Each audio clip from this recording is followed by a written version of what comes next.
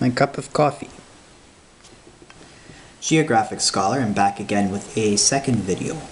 It will be about coffee, but this one's going to be about the coffee culture in New Orleans. Now, New Orleans has a very old, very unique coffee culture. And geography is a big reason for that. You look at the city of New Orleans. It's basically situated at the far south part of the Mississippi River, right on Lake Pontchartrain. I mean, you send the boat and the ships out from the Mississippi River, and you're not that far away from the Gulf of Mexico. And you got to consider it makes perfect sense that a very distinct coffee culture developed in Louisiana, because in many ways, New Orleans being a big port, being a very important port, well, consider this. Cuba. Up until 1959, Cuba was the largest trading partner for New Orleans. And New Orleans did a lot of trade with the Caribbean and Latin America. So it only made perfect sense that you would get a lot of coffee coming up from South America, up from Cuba, up from other parts of the Caribbean and Latin America. New Orleans is going to be the first stop because, you know, it's strategically right there. You know, you've got access to Latin America from New Orleans. And so you would have coffee coming up there and it would go through New Orleans.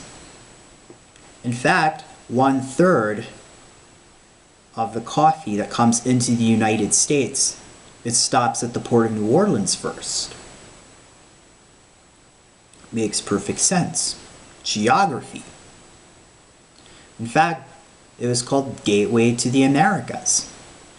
I refer to it as the original gateway to Latin America because of its role and how it was strategically located, and you had a lot of trade with Latin America. This is the same port where you would have tropical fruits come in, such as bananas. And you got to think about that.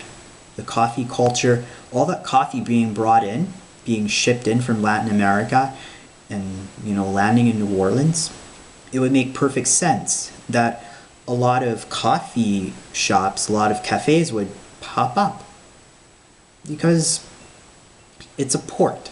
It's a port, and it's a port with a very good access to Latin America.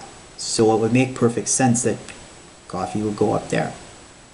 And for that reason, you had the coffee shops popping up, coffee places. One famous one, Café Du Monde.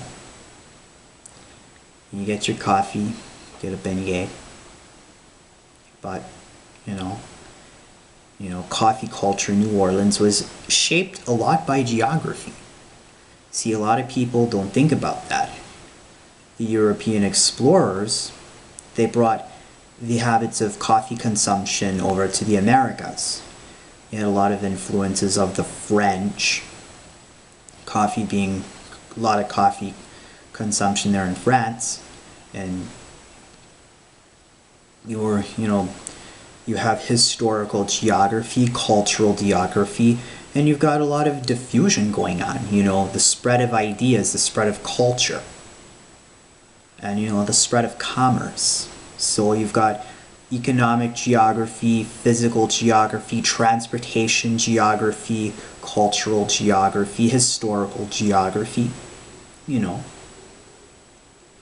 I've always said, geography is more than just memorizing places on a map. It's about places, it's about people, it's about things, resources, culture. It covers a wide spectrum of things. And it can explain a lot of things all the way down to a cup of coffee. This is Geographic Scholar with part 3. of my geography awareness videos.